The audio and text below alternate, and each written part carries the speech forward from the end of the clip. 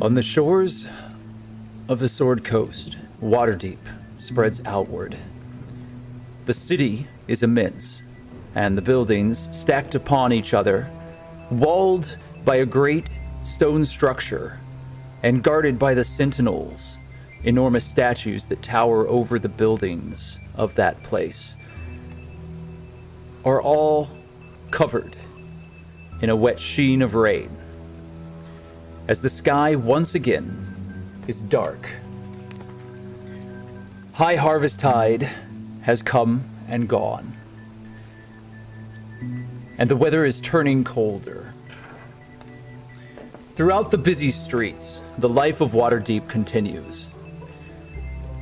And in the City of the Dead, a number of adventurers have taken sanctuary underneath the crypts that lie there. Waterdeep is enormous, and the city has many individuals that live within that walled sanctuary. However, the City of the Dead is quiet. And in the crypts, a tall, thin, strange, old man guides two figures through a series of chambers, bringing them into a candlelit room that is filled with shadows.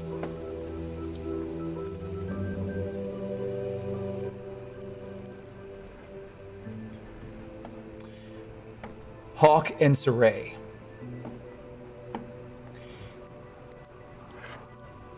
The rest of your companions are below. They are gathering all of the necessary things that they will carry with them through the crypts. Your time here has expired. However, before you leave the care of Grave Master Veer, he has requested a conversation with the both of you. He's brought you into a well-appointed room that is full of candelabras. Each of them has burnt low, and the flames flicker. They do not provide as much light in this room as they should, and along the far sides of the cold stone structure, shadows sway and undulate in strange, mysterious ways. What do the two of you do?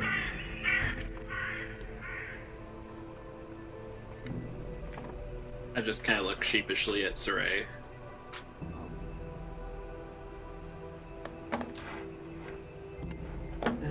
Do you know what this is about?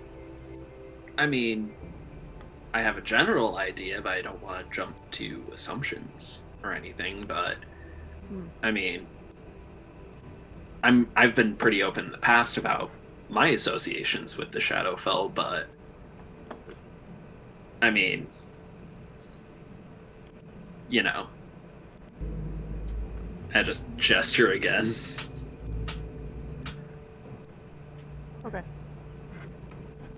Keep your eyes peeled, I guess, and be careful. We need to be careful.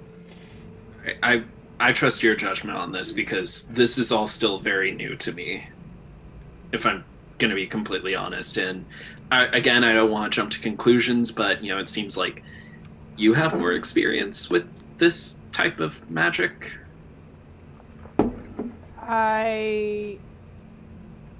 Not that I don't trust Zir, but we just need to be careful. All right. Okay. I trust your judgments on this. Okay. And I'm gonna follow up the stairs and follow the Graves Master. Me too. He is moving into this chamber, and he floats. He doesn't seem to walk, although you don't ever hear footsteps when he's near. He kind of glides, and his robes follow after him. He has a fur-collared cloak that is wrapped close to him, and it's very cold in all of these chambers, colder than it is below in the crypt, and the crypts are rather chilly. Can I make a perception check on him? I want to see if he's like a spirit or like what's up with this guy? He's obviously not human. You can make a perception check. I have a +8. No, I just looked. Yeah, so you rolled exceptionally well. This is what you understand. When you focus yourself upon him, he is walking. You do very, very faintly hear the padding of leather on stone, but there is something about either him or the items that he carries that mutes his presence. You think that either it's a magical item or some sort of spell that has been woven around him. And it seems to be protective. It quiets him. Additionally, you do not hear him breathing.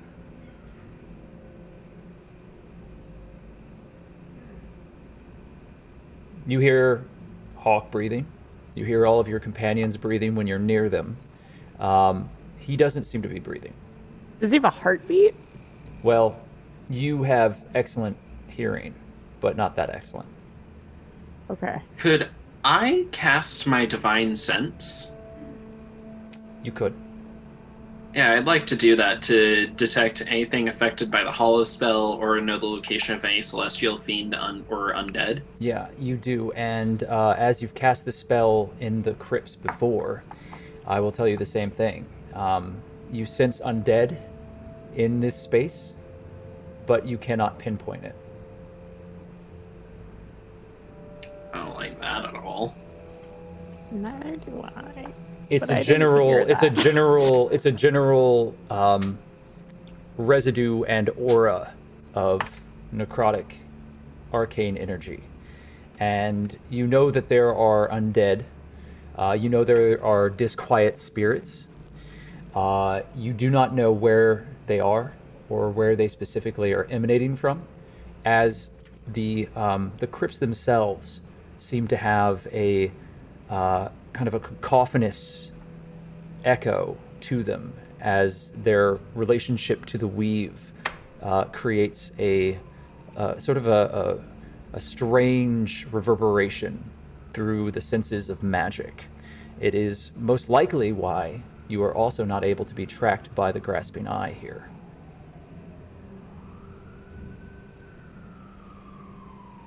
Okay. Besmit is behind you, and she continues to walk slowly. She's further back, and you see the flicker of her torch as she stops.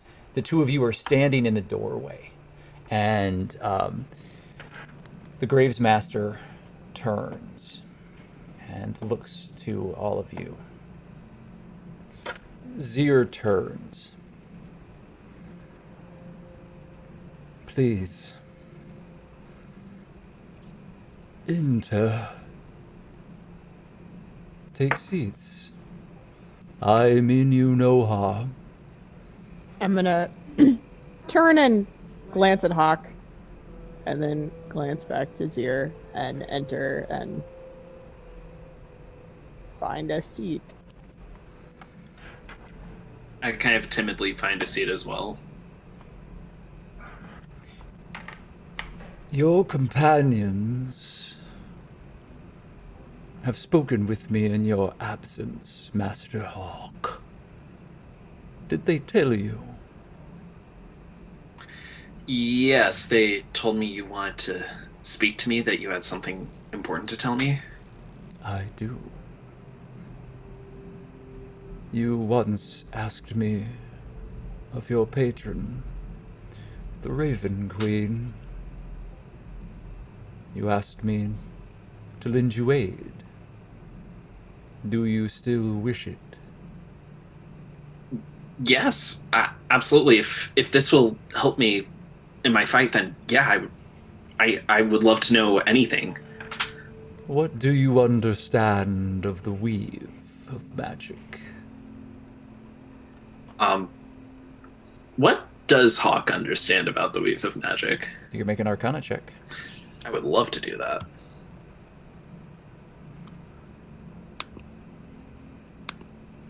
That's an 11. Everyone who talks of magic, especially wizards and sorcerers and mages across all of Faerun, refer to the source of magic as the weave. That's about all you know. Yeah, basically it's where magic comes from. That is partially correct and partially wrong. Magic, you see, is something that is created in and of itself. It washes across us, those who are able to use it, and then when harnessed, it returns to where it came from, back to the source, and that source builds upon itself, not only creating a cycle, but also amplifying its existence. There have been ages where magic ceased to exist, and there will be again. The great sunderings, the workings of the gods, the spell plague. These are all times within our history where we have been tested, and where magic, the weave, has been brought low. To prevent such removal of magics, there are those who would seek to shield it, create places for it to amplify itself. A storehouse, if you will, a reservoir of energy that can be then tapped into when needed. It is as it has always been. Those who operate within the world of the weave find themselves always seeking its shores. However, the weave does not stand on its own. Ayum, the creator god, made two sisters, and in their war, the weave and the shadow weave were created. You both know the shadow weave. It has callen to you. It has brought you to me.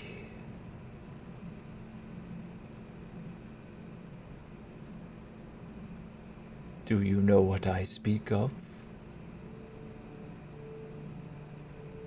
I look at Saray.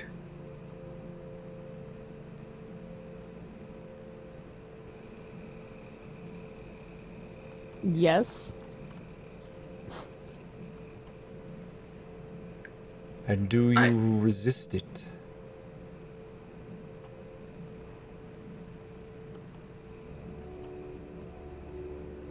Clearly not. No, I need it.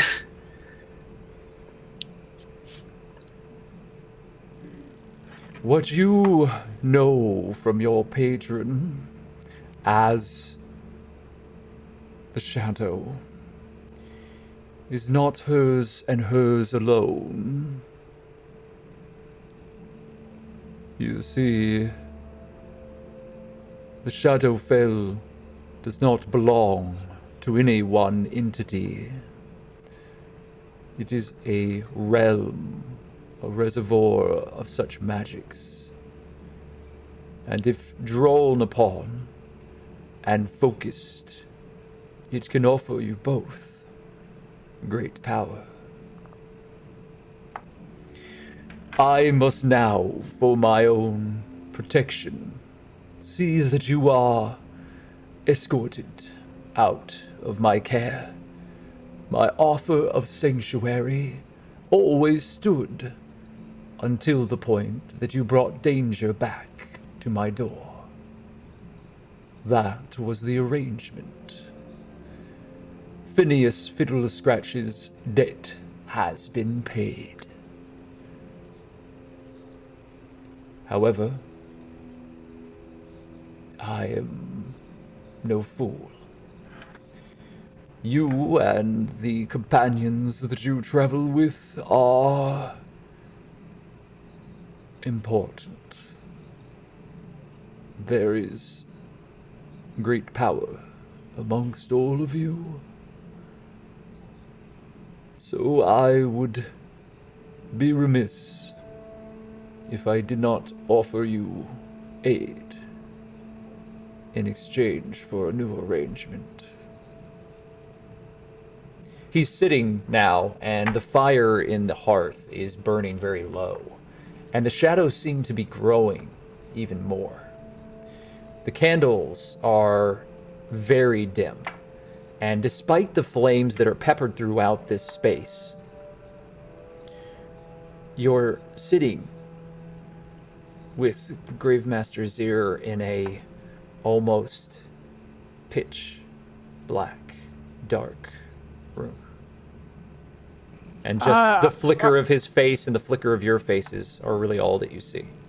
Are the shadows, like, do I recognize the shadows? You both feel a sense of recognition and understanding.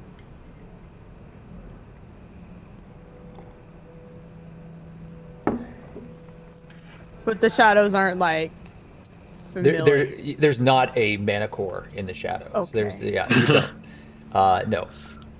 It's similar. It's similar. There's something happening here. There's some thinness of the veil between the two worlds that's happening. If you want to know anything else, you can make either a religion or an arcana check. Yeah, I'll do that. I'll make an arcana check. I have a negative. Why not? That was a natural 20. You got a natural Boom! 20. Okay, so you know the crap. rules. Roll it again. That was a 7. Okay, well, you still got a natural 20, so that's a critical success. I mean, skill checks aren't supposed to be critical, but those rules are wrong. And then Fabian did Saray. No. I don't know what the fuck you're talking about. But, I mean, how bad is it? It's a 3. Yeah. Or a 2 with my negative. Yeah. Oh no. You very clearly don't know how to No idea. put this into words. What's going on? It's an internal understanding, but you don't know how to even talk about it. Let's see here.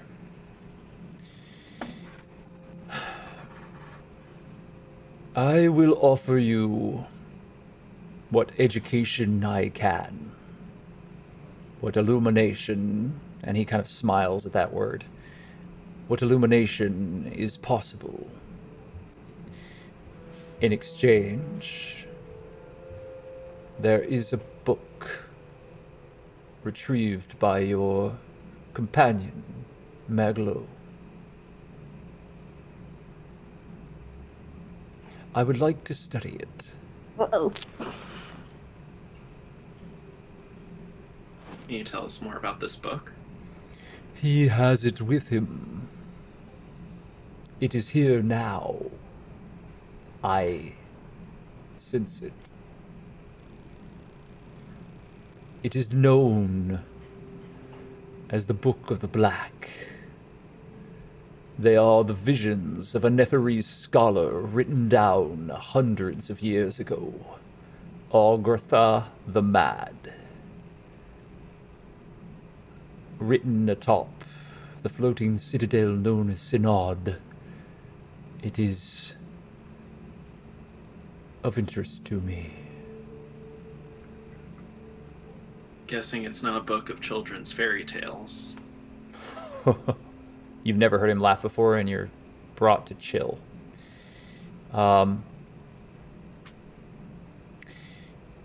It is not for children. And when he says it, there's an echo.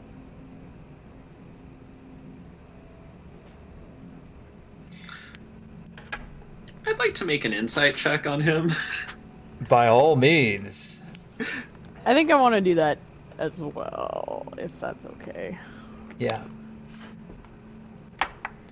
Damn, look 18. at you, Hawk. Just rolling good. Oh, Oh yeah, what did my 20 on my Arcana check get me again? I'm getting you there. Oh, perfect, cool. What did you get? gosh, Not great. not great. All right. 7. Oh. Yeah, well, he's creeping you out. And then what was your insight? 18. 18. Okay. So he is currently, Hawk, he's tapping into the power of the Shadowfell. And you don't sense anything remotely divine about it. He is reverberating this power through himself in some way. And you're not certain how he's doing it. But he's weakened the barrier between the two realms in this place. And is tapping into this well of dark shadow weave. To either... You don't feel like it's being used against you. You feel like what he's doing is trying to show you something. And he's flexing, as it were. Okay. You don't feel like you're immediately in danger, but you do feel like he is very dangerous, or could be very dangerous. But you also realize that he's very lawful, and that making a deal with him will never be broken by him. It kind of studying him and knowing what you know about him, you feel that if you were to make an arrangement with him, that arrangement would be very strictly held to. What do you plan on learning from this Book of Black?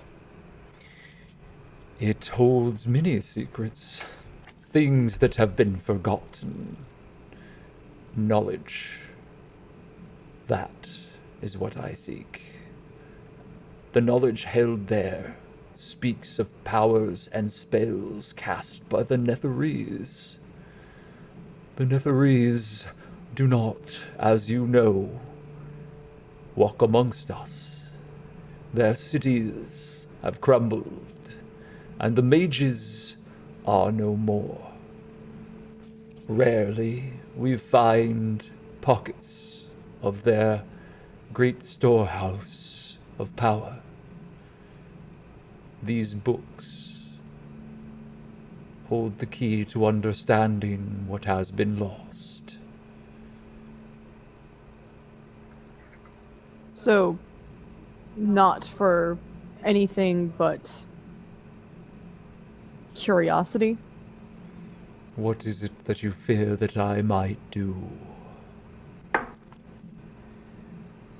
Well, historically, there are many people who have tried to overreach their knowledge and caused cataclysm, or harm, or misery. And you believe that I care about the politics of this land? This realm? What I can say is I don't know much about you, Master Gravemaster.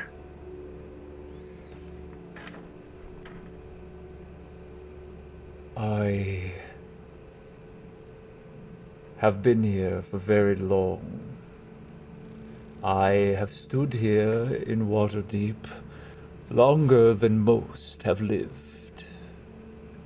While here, I have seen a great many things.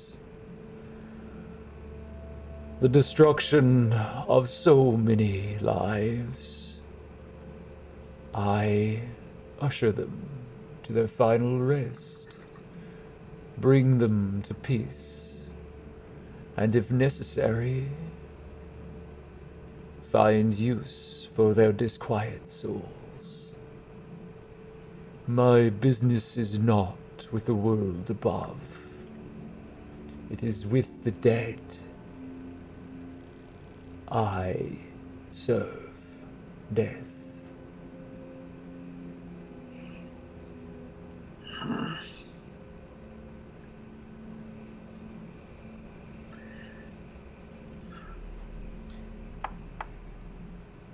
Well,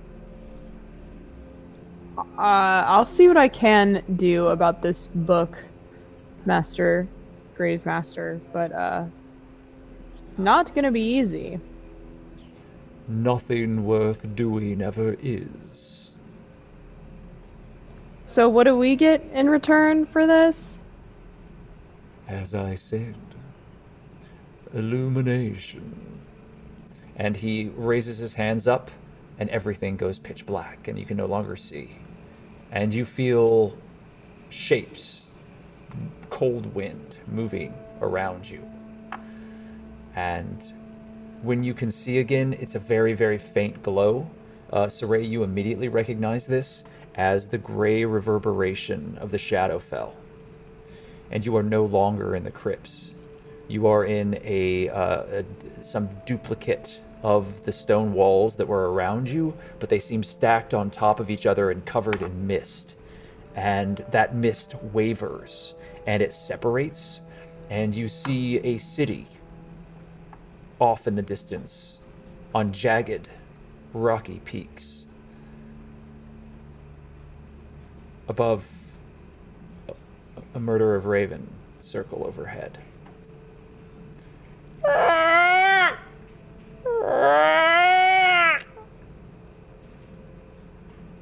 And then it shifts back, and you're back in the candlelit chamber that the Gravesmaster has brought you into. And he slowly, kind of painfully stands as if he's weaker than he was just a moment ago. I have something else to give you as a show of my good faith. Come with me. And he begins walking down the corridor, and just like very kind of, very, very briefly, kind of leans up against the wall as he moves past. And he does seem more frail than you've seen him ever before. He continues to walk on. And this fragility, it was just all of the sudden after this vision that we saw, or it has this kind of No, I mean, he always going on the seems whole frail, time? but he was leaning very heavily on the wall there for a moment. You think that tapping into that energy or that amount of it somehow physically affected him. Okay. Okay. Huh.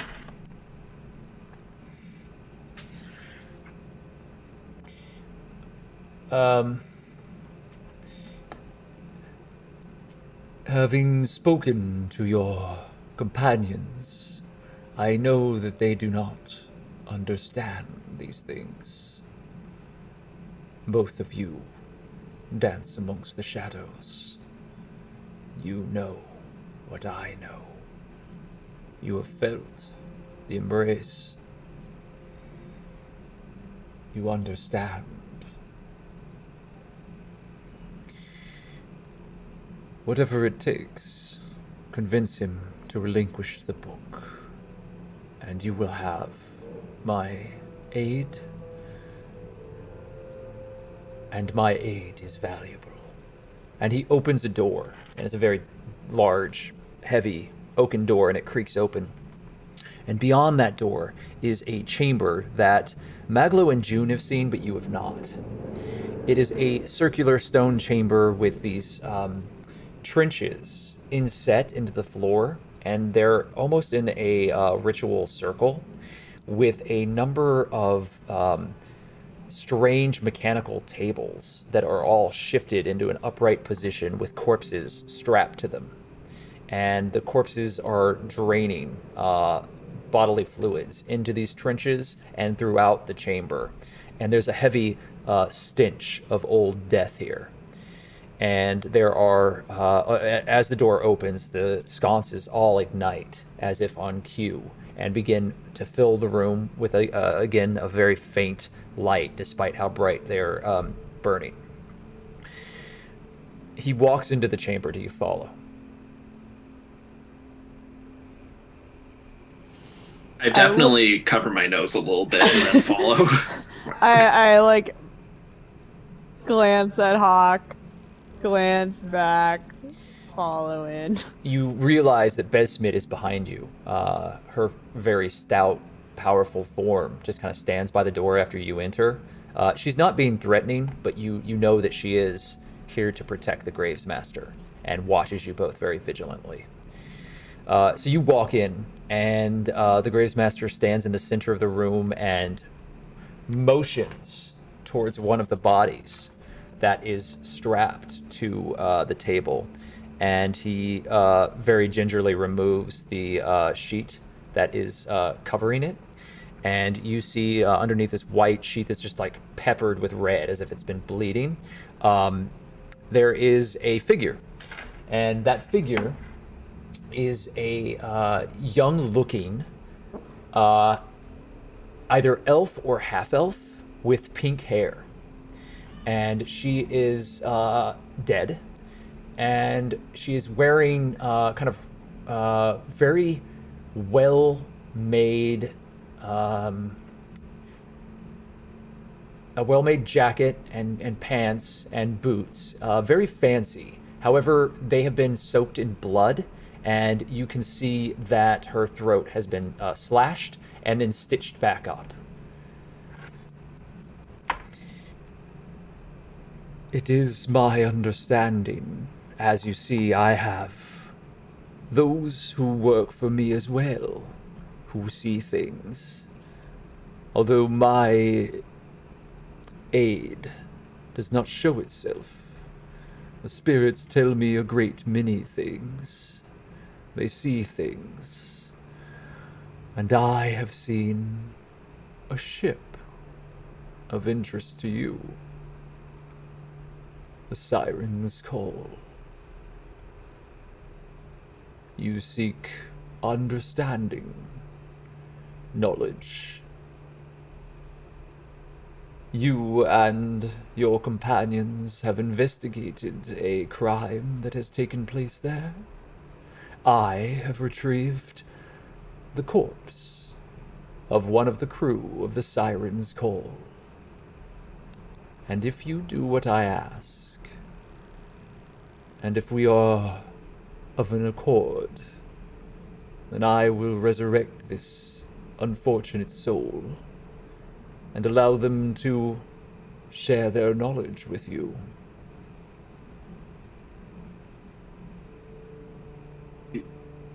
You can do that? I can.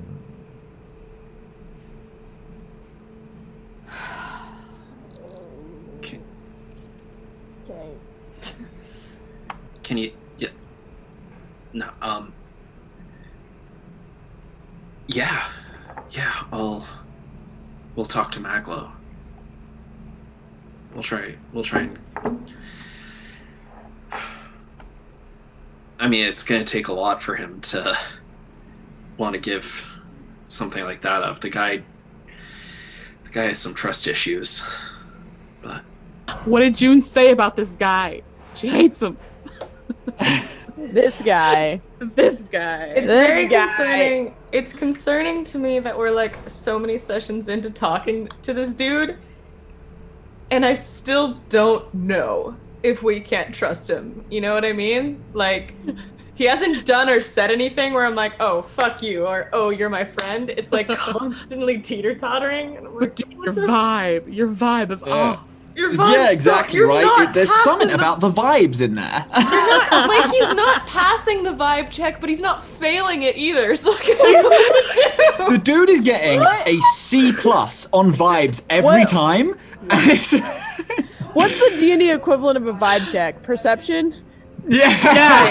Like, It's not passing the perception check at all. It's like straight freaking 12s on perception check. Like, what? Yeah. Yeah, it's like you're passing, but not Character like. equivalent but of you find barely. nothing. But barely. Oof. Man. This guy. This guy. This Oh. guy. Try to take my one fucking book. How dare. Also, Matt, you didn't see my messages, but that's Kaz's character in the room. The pink-haired elf. That's the one she wants to bring. Do you just need to see this book, or do you want to keep this book? I seek to study this book. When I am done, if young Master Mandorian still has interest in it, I would be happy to assist him. And how quickly do you want this book? Immediately. I'm gonna look at Suri. You know, it might not be a bad idea to keep it left behind while we go into this dungeon. I mean, could you imagine if the Xanthars got a hold of this? least here it's Exactly why shielded. I am concerned, my friend. You have made so many enemies within this city, I cannot keep track of it. Daily you seem to amass adversaries. At the same time, isn't this place now compromised because of the mind flare that was brought in? It is only compromised as long as you are here, my friend. Well then, we won't be able to get it to you as soon as possible if we have to leave. It will take some time. I will see what we can do. As a show of my good faith, I will provide a guide for you through the catacombs. Do not underestimate the crypts of the City of the Dead. They are endless and full of terrors that you cannot imagine. One misstep, and you will not have worry of the Xanathars. Speaking of which, and I go into my bag and I pull out the haunted necklace. I found this in the crypts. Maybe you could put this soul to rest. And I hand him the... He holds his hand up and doesn't touch it. You will return that yourself if you care to ever find rest when you walk between the realms. And Sorry, where'd you get that? he turns, and then he looks into a shadow of a corner.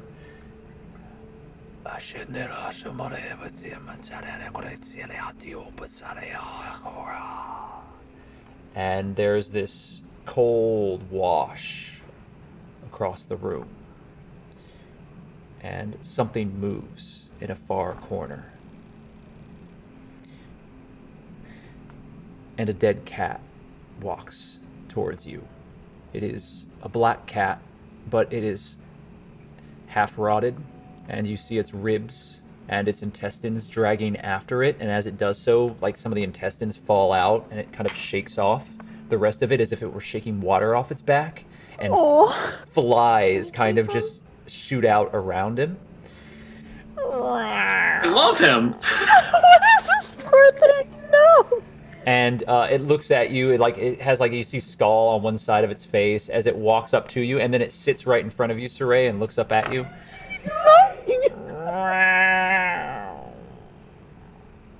We have a pet kitty now.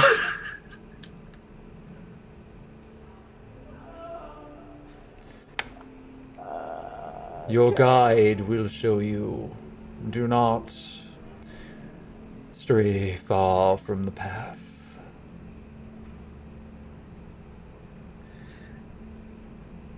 Grace Master, before we go, there are some things I should probably square up. Especially in case, I go down, don't come back up. I will not allow that to happen. If we have an accord.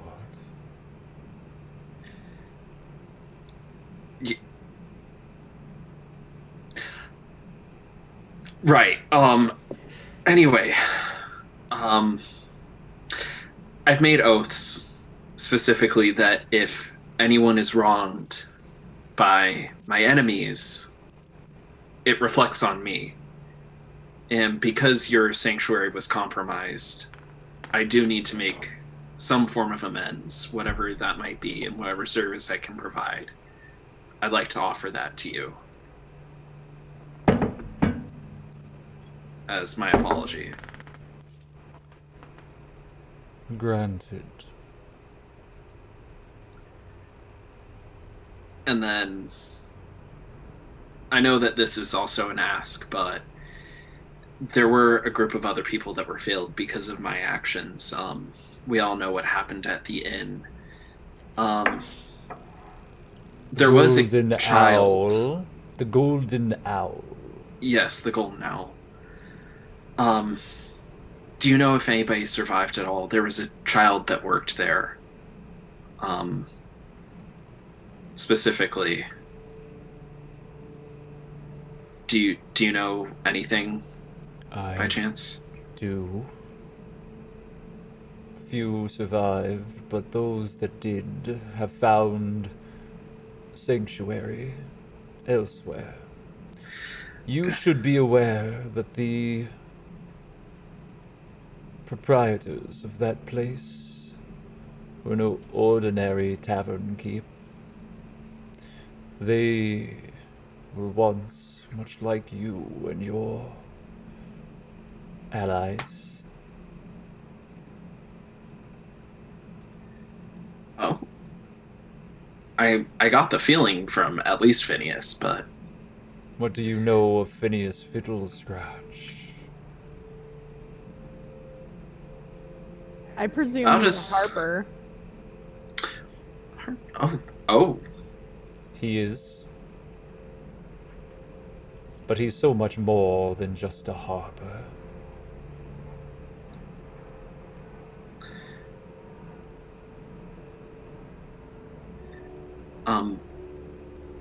Well, to my end, I'm not somebody that really uses or even likes having gold.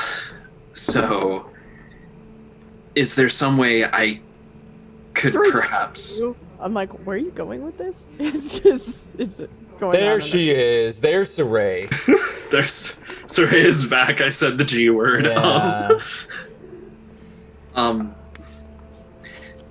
that kid had to go through a lot because of my mistake, and I just want to make sure that kid's provided for.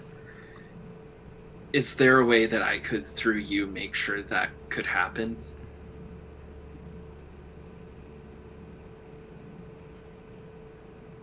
Should the youth that you mentioned still be amongst the living, yes, I will make arrangements, but in exchange, I'll need some of your blood.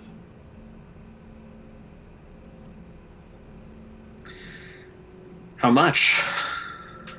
Not so much that you'll notice. And he walks over and takes a bowl off of a table, and then turns back to you with a hooked and jagged-looking knife.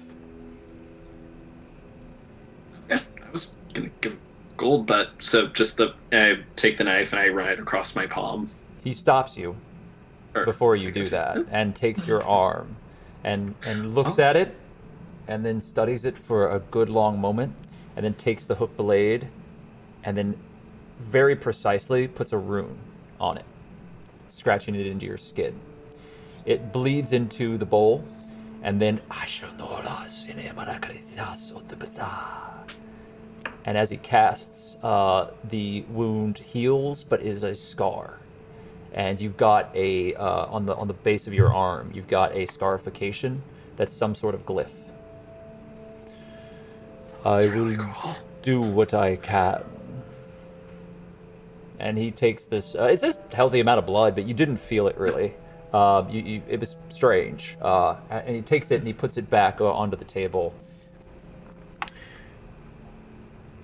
Is there anything else before I release you into the crypts? Oh yeah, I should probably give you the gold to help take care of the kid. Now I'm just gonna take out. How much gold do I have?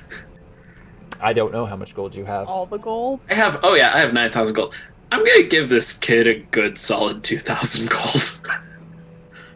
You okay? So you take out a bag and you count out 2,000 gold right now. That kind of, yeah. I'm just gonna take a general bag of money. Okay, so I'm gonna have you roll. Roll me 10d10. 10d10. Yep. Let's do this. I'm not gonna allow you because you're not trying to give him all your gold. If you roll Yeah. really high, then we'll just say that you've given him more than you intended. As you just kind of like shovel gold into a pouch and then pass it off.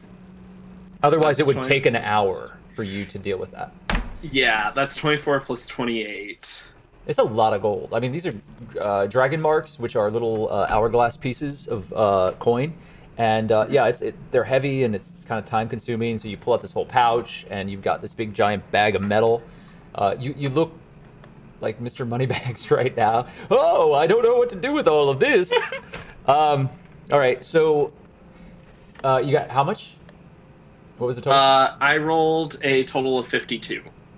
Okay, so you give them. I'm not gonna have you give 5,000. So you give like 3,500 gold. 3,500. Perfect. Yeah. That's too much. That would be too much. You would realize that you've given over half of your gold, and you meant to give like a. So we'll go with that. All right, and then so you give a bag of gold out, and Besmit takes it and puts it into one of her pouches, and then she turns and starts walking you back, and the Gravesmaster stays in the room. Saray, the cat stands and just like walks in front of you and is constantly looking back at you with its kind of glowing yellow eyes.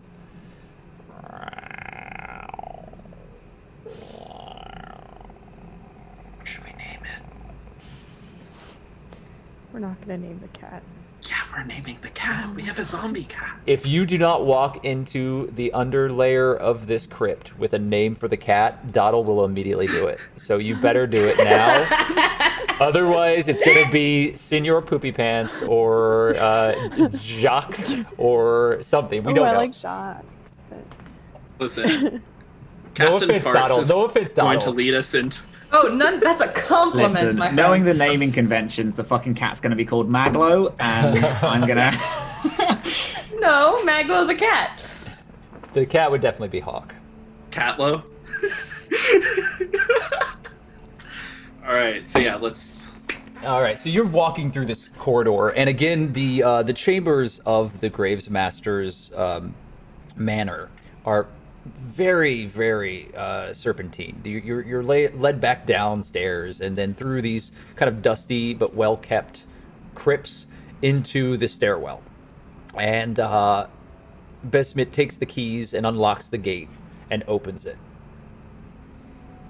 And just looks at all of you with that, like, one kind of giant, deadish eye.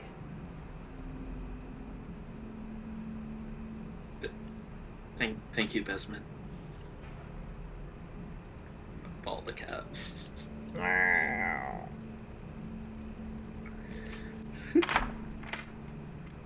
So, Ray, do you go down? Yes. Are you thinking of doing something else? No. I'm just looking at Besmit. All right. With this Well, face. yeah, she doesn't break your gaze. She looks back at you blankly. And then as soon as you decide to walk down the steps, she closes the gate and locks it. Okay. This dead cat is walking in front of you. Oh, poor thing. Hawk, you're going first. You come down the stairs. Juniper, Dottle, and Maglo. They have been gone for over an hour. You have been gathering items and packing your things and clearing up all of the space that has been used here in the crypts. You've been here now for a couple weeks, like on and off, so you've managed to spread out. And your bedrolls and all of that, the small amount of food that has been brought down to you, all of that has been now packed up. And is there anything else that you would like to do? Mama wants to steal the Necronomicon, but now is not the time. So. It's always time to steal the Necronomicon, Mama. We do see a dead cat coming. You don't. Down... You don't see that yet. No. This Okay, is we don't see before that they yet. come back. Okay. I wanted to do a little time with you three because you've been so patient. Oh yeah, then definitely we're just packing up and Yeah, trying to get the Maglo's hell out like- of Dodge. Picks up this huge box holding all of the pieces of an unbuilt clockwork dragon and sighs so sadly and puts it into a bag like, I'm never gonna get a chance. Oh, June just kind of pats you on the back. It's all right, man. Sure, Dottle is like, Thank you. I picture Dottle's dilly-dallying a little bit, not like on purpose, but she doesn't want to leave. We just got here, and she didn't know where we're gonna go after this. So, in the same way that like a kid's kind of pouty when you're like, okay, it's time to go home. Time to go home. Calder is there, still just drinking rum and kind of like half-assed, kind of picking some stuff up and shoving it into a bag. Knowing as Calder the entire time would just be like, Yeah. He feels really uncomfortable. Like he's not. You don't think he's really as drunk as he might seem, but he's definitely he's awkwardly kind of like sad to see you all packing up your house, but also really fresh to all of this. So he's just kind of keeping his distance and helping where he can. A little shook. A little Yeah, a little bit. When do you think we should go up? An hour is quite a long time to be talking. That man talks in riddles. You know how he is. I don't know. I think that guy is terrifying. Yeah. Oh no, you're right, but I don't know if we should be interrupting. Do you think we should go check on him? Nah, leave it like another hour. You doing alright, kid? You seem distant. Yeah, I'm fine. It's been a long day, and I brought a mind flayer into your group. I don't know. Sorry. Yeah. That's fine. You got a lot Hey. to process. It's okay to take your time. Yeah. It makes you Then feel any what- better. I brought a 1,000-eyed monster into our group by accident by touching a fish. That's true. Doddle brought the fish into our group. That's true as well. I also risked the life of a thousand generation civilization because, you know, That's a whole other thing, though. Well, it Yeah. seems like We've all done stuff. It seems like I'm in the right place then. All right, let's Yeah. pick your things up here. What do you want me to do with the chicken? Oh, I could carry the chicken. If the chicken would like to be carried. Yeah. I mean, Harold always likes to be carried. She's lazy. She doesn't like to walk. And Magalo, Busby, still a little damaged, is flitting around you. And just kind of like lands on one of the stone crypts and kind of like looks at you with those glowing, pulsing yellow eyes, but they've been shifting in color towards a lavender purple for some reason. You alright? You've not seen this before. What a pretty color. What's that mean, Meglo?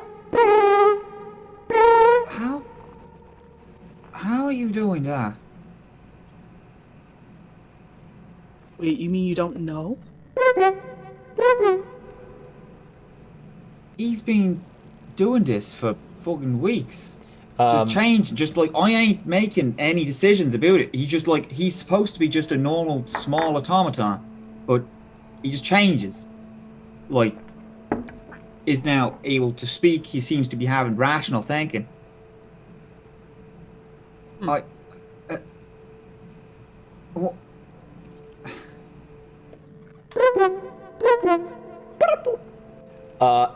As the beeping continues, you hear the gate above unlock, and you hear footsteps.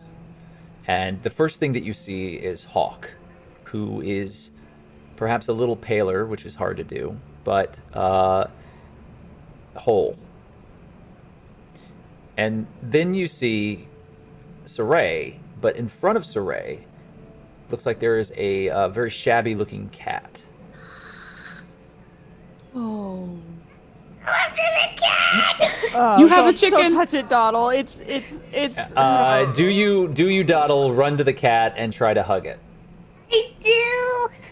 Doddle, just as a heads up, its You intestines were falling out. You grab the cat Oh. and you get this wet slick of blood across you, and it's kind of brown. It's not red, and you immediately are touching bone on the back of its spine. What would you like to do?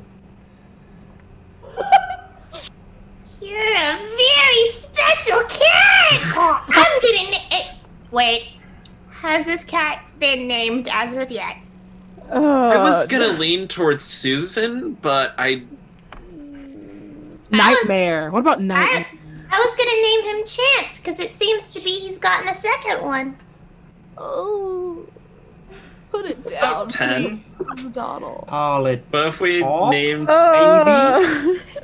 Doddle, please, Okay. you're still holding it. We Please. can follow the naming convention of Bullet Maglo 3, 40.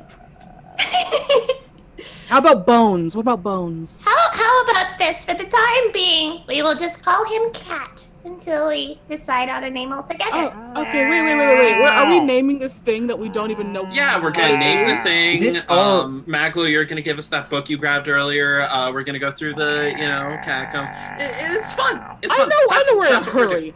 I understand that, but can we please explain the damn cat? What is this? The Grave Master Zir has given us a familiar to get us through the Oh catacombs. my gosh.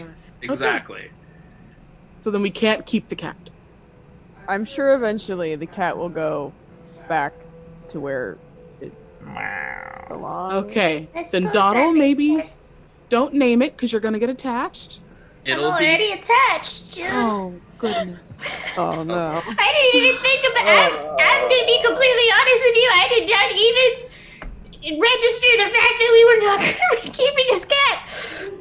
Nothing bad is ever allowed to happen to this cat, or I will kill everyone in this room and then myself. That is, you're I all think doomed. That's how the something bad campaign already ends. happened. That's how the campaign ends, right there.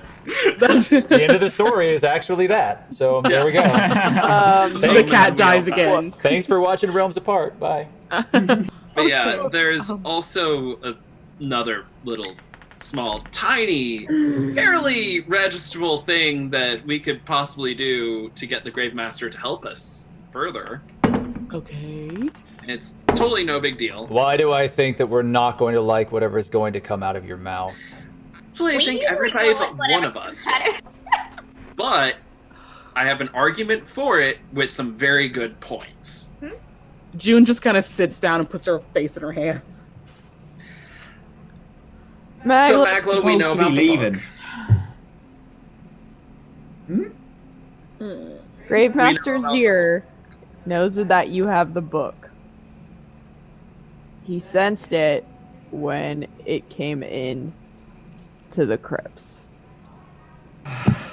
Yeah, the Book of the Dark, made by Bloopy the Crazy. Whatever his name. Anyway, the Book of the Black. He wants to study it. He's willing to give it back to you. And help you in studying it. And think of it this way too. If you do lend it to him while we're in the catacombs, there's no chance that the Xanathars will be able to get it or steal it from you in any way, shape, or form. It'll be protected by somebody who can then help you study it further. And if this doesn't help enough, All right. There's a lot to unpack here. there is one How'd more. you know that I have it? He just knows? He just knew. He knew. Right. This guy okay. knows his stuff. Apparently, fine. Okay. To be fair, Maglo, this guy seems to know a little bit of what I assume is necromancy, and I'm sure that the dead bodies around here that are probably also the source of what is protecting us in here also allow him to hear and sense everything. I can assure you it is necromancy. No, I've sensed the necromancy too. He does a lot specifically to help. Ow. Oh my god. Okay, Yeah. everyone. And that Undead Cat was kind of a hint that there's some Right. necromancy going on. But his main focus is helping spirits go from one realm to the other. All right, in Maglo, that do you want to do transition. this or not? Because we have to get out of here. There's also no, a dead. I don't. You don't? There's No. also he's going to help us resurrect somebody that can help Oh. us. Oh, this is a Yeah. lot. Oh my. There They was the yes. somebody may have a connection to the siren's call. We'll do it. Oh my god. We already have connection. We have you to the siren's call. Who is it? Who's the person? It's someone who was a crew member on the ship, so they also could probably give us information about everything that went down on the ship Just prior. can't to we it. just right leave the dead lie? Look, I told all of you already, I haven't seen that ship in a lot of years, so I don't know what's going on with it currently. Can this man just bring anyone back to life? he wasn't Power of clear. necromancy, yes. Well, Is He that seems to have a lot of experience as well as years doing the craft. So if you will allow me some clarification, friends, I am a little uneducated when it comes to necromancy. It's not really something that I was taught, but why the tension? Maglo, isn't there somebody that you wish would come back from the dead, or Hawk? Aye, there is. That's what I mean. I don't care about the necromancy. That's fine with me. I'm not the biggest fan of giving. All right. Hi everyone. Magma stands up and just like opens his arm to address the room. On the siren's call, there is a secret room. Since I've already been found out anyway, I found. He puts his hand in his pocket and pulls out the book. I found this book there. This is the only copy of this book ever. When I went to go on the expedition, my last one, we were looking basically for this. Not exactly for this, but something like it. The information in this is fucking insane, but it does have some bad stuff in it, possibly bit cursed. I want to read it first, and I don't want to give this extremely powerful thing to a man that's been neutral to unneutral to all of us. Why'd you hide it from us? Because I figured if you knew kind of what it was, you'd... Wouldn't want you to have it. Aglo, I literally carry around a cursed fucking sword. I don't care if you have a crazy book. It's... I know. And I know with what I've told you now, it just sounds like a normal crazy book. No, Maglo, I understand that it's a crazy book and it can be used for, great evil, and I understand it's an insane amount of importance, but I'm a little upset that you didn't tell us. That's all. I did not tell you. I did not tell you. You did not. But, you didn't ask me. I- Now you've How brought am it I up. supposed I'm to telling ask you. you if you have a book if I didn't know that you had the book? I can understand though. It's Maglo's thing. He wants to be. He's a discoverer. It's his thing, and I understand that he wants to observe it first. And also, it's something. If it's as powerful as he's telling us it is, guys, can we all really trust each other? Of course, there's doubt there. I just raised my hand. Excuse me, but I made a deal with the dark entity for power, and y'all call me a fucking demon all the time. So Hold on, I'm gonna make Don't some say- perception checks. Oh, Maglo, even though I'm not a demon, Maglo, there is a new scar on Hawk's arm that has you have not noticed before. It's a glyph of some sort. Juniper, you noticed it as well. Doddle, you do not. What's that? Speaking of demons, yeah. What's that on your arm? it's a magical rune anyway. And explain, please. No, Dick. We're not just gonna... let's just roast Maglo for hiding a Maglo book, has but a I book, have but- a new... I'm not even Brand roasting new you for magical holding a book. rune. I'm agreeing with you. I am agreeing with you Oh, here. so it wasn't everyone calling you a demon. If you're gonna call me out, Hawk, No, Do it with your you whole have chest. literally called me a demon. do it with your whole chest. All right. All right, With my whole chest. all right. With your Okay, whole fine. chest. What if does you that want to see do? my whole chest, no. She wants to see my whole chest. Oh, Let's see my fucking whole hell. chest. I don't need your Wait. macho bullshit My now. phone. Juniper We're starts trying to bullshitting like fucking mad. leave. Can we Juniper- make a decision? Calder is like in the corner. I just want to say that I'm really against all of this. So No, you Hawk blushed actually because takes you're like, off his armor, and when he removes Oh. his shirt, his entire torso is covered in surgical scars. Hawk! There! We are leaving oh my now. God. Put on your There. fucking armor. No, Let's no, She go. wants to see my whole chest. Fine, look at my Oh chest. You want to know why God, I'm you're a fucking so demon? This is fucking why I'm a dramatic. no, Why aren't you aboard? Huh? Maglo, shh. No. You want to know why I'm a fucking demon? This is why I'm a fucking demon. Demon. Alright? Jesus My ancestors Christ. are fucking celestials, and they took that shit from me. And you guys call me a goddamn demon. Fuck you. And he puts Listen, on his Hawk. armor again. Don't be too quick. You No. might hurt yourself putting that back on. No.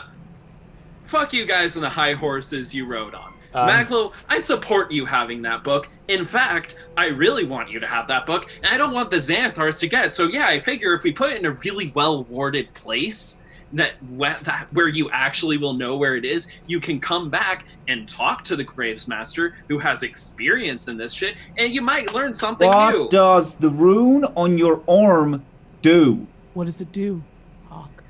It's to help find the kid, okay? There's a kid? Chrissy. The kid from the tavern. Hey, Chrissy. Yeah. What? And Alright, Grave Master Zir just put that on you. Are you Chri- sure that's what it's for? Christoph was the full name, but Chrissy is what Yeah, Maglo's but Mag- calling it. I know what Maglo is doing. I was just making it clear to the players so that they weren't. No. right? That kid's out of a life because of me, so this is to help him find him, so that way the kid can get taken care of. Okay, well, this is a lot. Let's finish packing up and get the hell out of Dodge. Here's what I think we should do, Maglo. And Hawk and everyone. Hear me out. Keep the book for now, Maglo. Skim through it while we're out doing stuff. If there's anything very, very, very, very world-changing, altering, apocalyptic in that book, then we will rediscuss whether we should allow... Yes, Calder? I hate to be, I don't know, logical in all of this, but didn't Maglo already say that there was world-altering, ending stuff in that book? And by the way, I just want to ask a second, kind of attached question. How many world-altering, horrible, magical items are you all carrying? Ish. Then we have this book. And then we have And Hawk. Hawk. Yeah, Hawk has a Not a sword. world-altering. Saray seems to the- have some kind of world-altering pillar. I have this. I She think has that's one. fair. Juniper has that shield that does the crazy vine Oh, thing. my shield is divine. You know, it's Anyway, I think our Right. friendship is Oh. the most world-altering thing here. oh, that's concerning. That is so it's concerning. very Oh, that doesn't help us, honey. I'm sorry. anyway, Okay. Right, Saray, So, that's Maglo- just what I'm asking. Give me a day, just to read through the whole thing. and we'll rediscuss it after I think we that's have a little bit more information of exactly what's in this book. But I do trust Gravemaster Zir. Yeah. I will say that. I don't think he is out to destroy the world or destroy us, because let's be honest, he would have done it already. Yeah. Honestly, he's the type of person where when he makes a deal, he holds up to it. I mean, he put up with us for weeks. We're surrounded by dead, and he's a necromancer, and he didn't sick the dead on us in our sleep. Yeah. So, Okay, point taken. Right, fine. All right. I'll just give me the one read through. I will give you that. But after that, we need to rediscuss it. All right? All right, fine. All Right, Let's get everything together and get out of here. Otto, what you want? God, is there a way that I can do a cheeky little Arcana check on that book? Because I remember Matt telling me that if somebody reads that, they're gonna go insane, and I don't really want Maglo to go insane. Yeah, you can make Yep, you can that's make what happens. you can make you can make an Arcana check. That's the shit he wasn't telling The you. nap. Maglo, It's no. just. Oh, give me- shit. Do. Is this right? This should be right.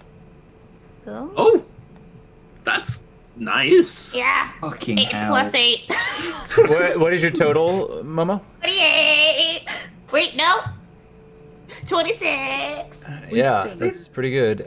So you have been educated in many ancient legends of magic, and while the island of Evermeet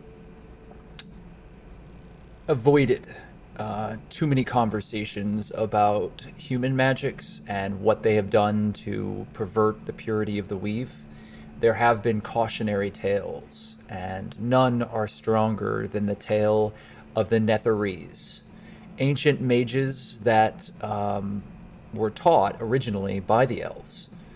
And they took that magic and thirsted for more. They sought out an ancient race older than the elves, known as the Saruk. And the Saruk taught them forbidden things. This was the beginning of the end for the Netherese, because they delved too far into powers that they didn't understand. That book holds many of the secrets that were held within the Nether Scrolls, which caused an entire sundering of magic. Any who read the words of the Netherese unfiltered find themselves slowly descending into madness. There are no tales of any mortal mind withstanding the secrets that were revealed unscathed. Take what you will out of that. Actually, Maglo, and I really hate to interrupt here, as regrettably, I don't think my communication skills are as good as everyone else in this group, and I know very little about the serious matters that all of you speak of. But please don't read that book. No, I I'm think gonna read. Just one. No, it's fine. It's fine. I'll No, read. Mego, We gotta please. go, by the way. No, Maglo, please don't dismiss me. I'm very concerned because I've just remembered that those who have read those scriptures, it doesn't end well for them. The people who read scriptures aren't me. We gotta go. Alright? Listen, they're holding our tail at the minute. They know where we are. So, let's move on. Yeah, perfect. All you have to do is give him the book. I lean back. Yeah, after I read it. That's the whole point. No, I trust Doll's take on this. Doll's got 300 years on us. The undead cat walks in a circle and then sits in front of you, Saray. Wow. Its tail kind of like flits back and forth, and you can see like the bones and the tail kind of moving underneath the fur. God, it's so gross. It's looking at you expectantly. Wow.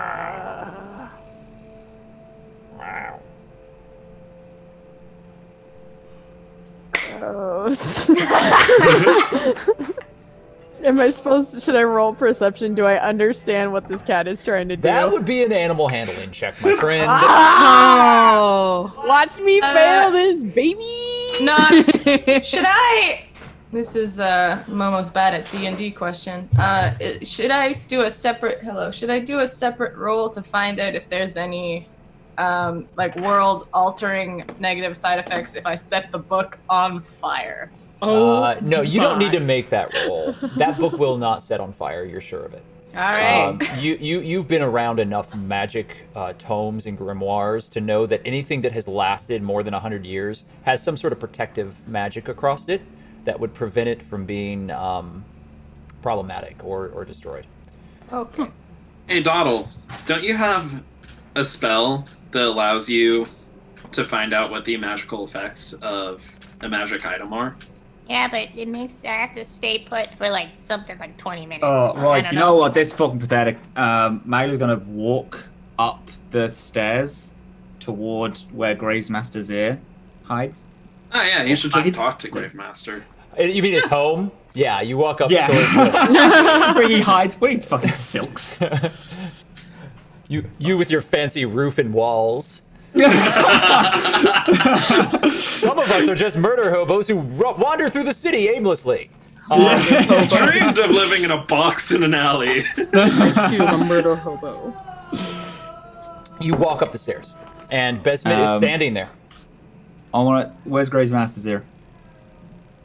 Her eye just kind of like trails off, and she motions towards the hallway.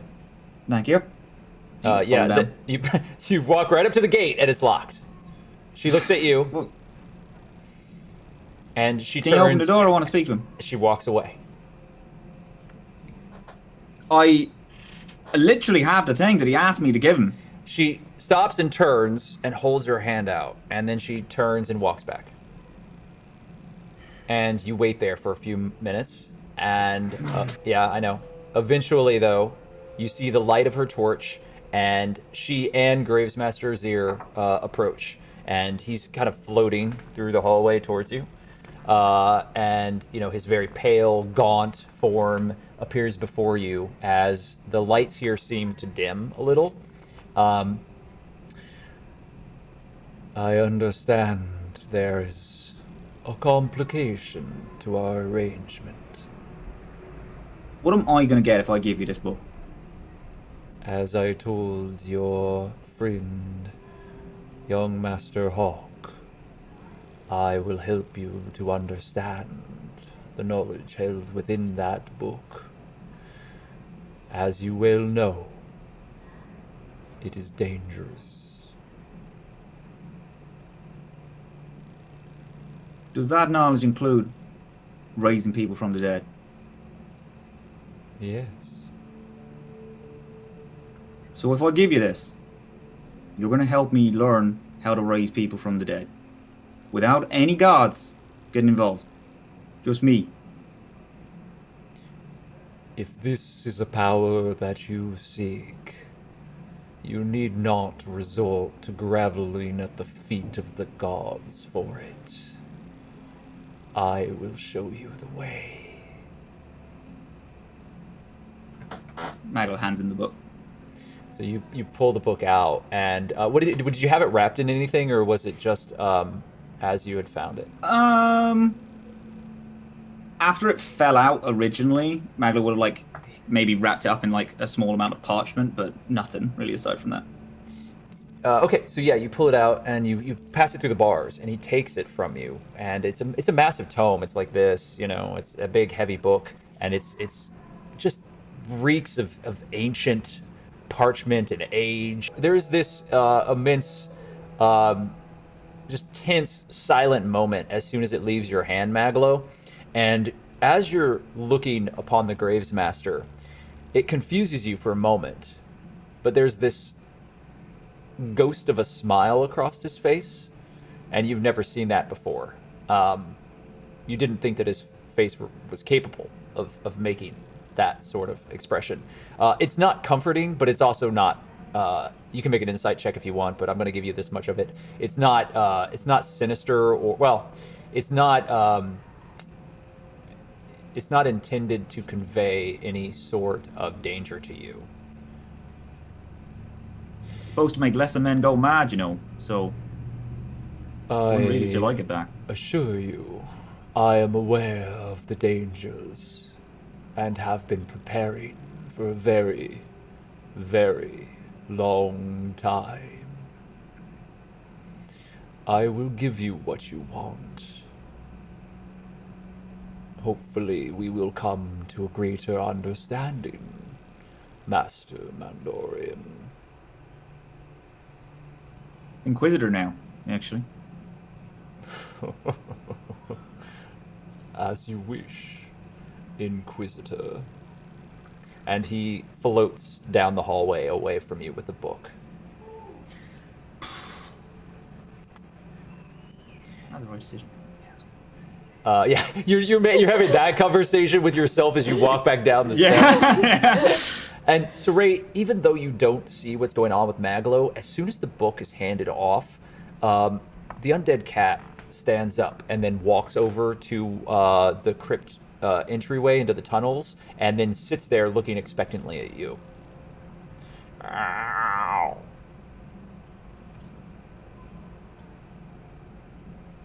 Huh. All right. Maglo, you return with the rest of the group. Calder's And carrying you a bunch are of your taking me to stuff. Tywin. He just points to Doddle, and they're like, right, now let's go. Whoa, whoa, whoa, whoa, whoa. That was slightly aggressive. Can we talk about that for a second? Let's Did you do it? Doddle. Yes. Let's walk. I and did talk. it. Right? I did it. Hey. I'll read you when we get back.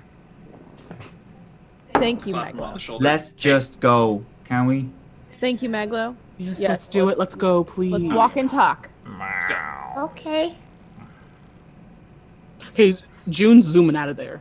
The, the mangy cat, like, you walk right past the cat into the tunnels, and eventually the cat stands and starts kind of slowly trotting along, and it moves in front of you, June, and it starts leading you down deeper into the crypts. They are covered in just thick coats of cobwebbing and dust, and you do not get the sense that these passages have been tread upon for many, many, many years. You do pass by the crypt that you plundered, Saray. Is there anything that you would like to do? The skeletal forms are still there. Right, yeah. The broken open stone casket Yep. is there, and you see Yep, that yep. one skeleton that's kind of like splayed out that looks like it was an official at some point. Yeah. I'll go up and I'll put back the necklace. Dumb.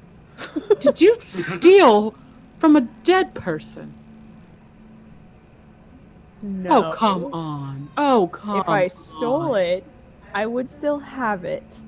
I'm returning it because Gravemaster Zir said I should. Not a great excuse. I don't That's think that really not suits at your all. case. Not at all. Using it. Oh, God. I also was hoping to use it in case we got with the cops again, because it's a Okay. seal June of looks the down at water. Dead Kitty. Dead Kitty, will you please lead the way for us? I'm sorry, I don't know your name. My apologies. The cat has just like kind of every time you stop, the cat just stops and then turns and looks back at you until you're ready Oh. to keep going. So Right. the cat's looking at all of you. Let's go then. June. June trods. Saray, what do you do? I'm putting it back and then I follow. As soon as Saray starts moving again, the cat turns and starts walking further down the hall Why is it connected to me? because you're grossed out by it. Gross. Oh, No, there's obviously you and Hawk were in the room when it was attached to someone, and apparently it was attached to you. Would you like to make an Arcana check, anybody? Yeah, okay. Yeah. Mm-hmm. Go ahead. Absolutely. Yeah, please do. yeah. I have a -1, so I'm not gonna do it. I'm That's a not 7. doing it. 17. It's only a -1. You could roll a 20, but okay. Anyone who rolls above a 15, you realize that this familiar is tethered through magic to a single individual, as many familiars are to Saray.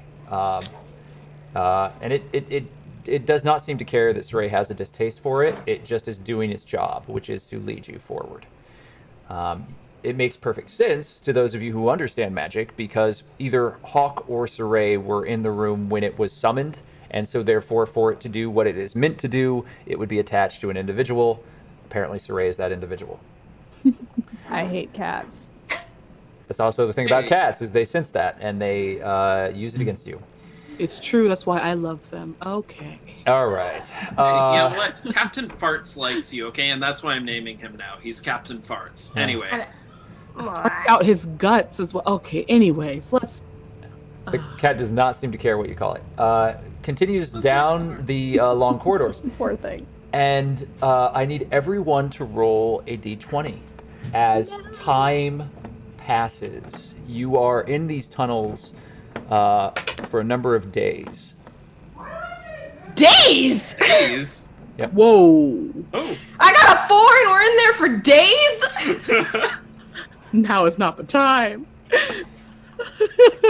Damn, the rest of us though. I rolled it out here. Do you want me to roll it in there too? No, Congratulations yeah. You could. to I all trust of you us. if you want to tell me what it is. I like if you roll in. If it's not an inconvenience roll, in roll 20 for these bigger rolls. But I don't.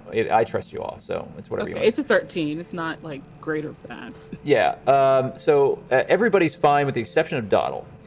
Doddle. Oh no. You do not get rest. You have. Perhaps it's because you're still becoming accustomed to this goblin body, even though it's been months now.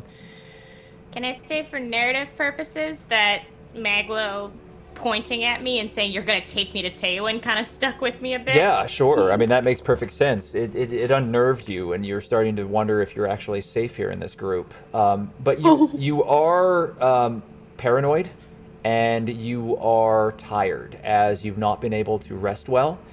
You are not able to get the benefits of a long rest. You can only get the benefits of a short rest right now. So if you haven't already re-upped your spells and all of that, just follow the rules for short rest only. Everyone else gets a long rest. Yay! Whew. I get my spell slot back. I appear to be okay. Yeah, you probably are all right, Noddle. But for narrative effect, it's probably more of a role play thing. you all are going deep into these crypts, and it is silent and cold and very lonely. And you walk past these immense walls that are inset with all of these stone nooks that have skeletons stacked into them. And there are roots that have grown out of certain sections that have entwined into the stone, where the few trees that are up above have really lasted the test of time, and their roots are now just integrated into this space.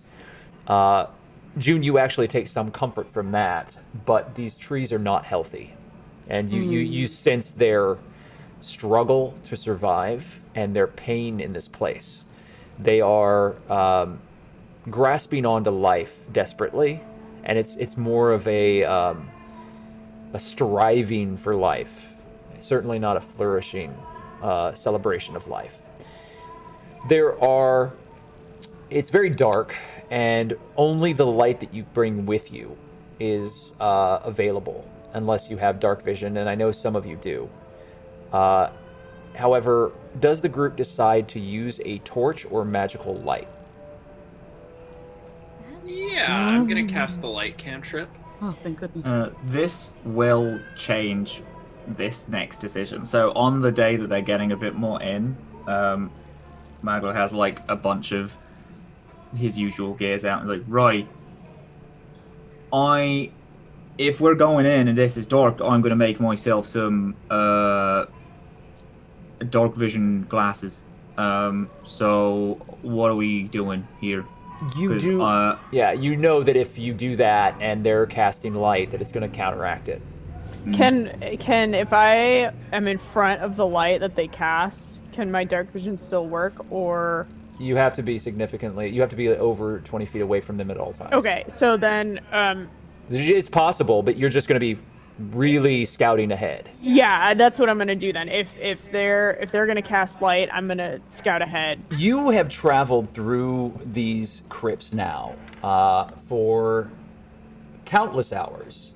As Saray, you are going to be taking the lead and scouting the forward arc of your travel. Is that correct? Yeah, I'll scout. If they're gonna cast light, which I think you guys should, because otherwise you're gonna be blind.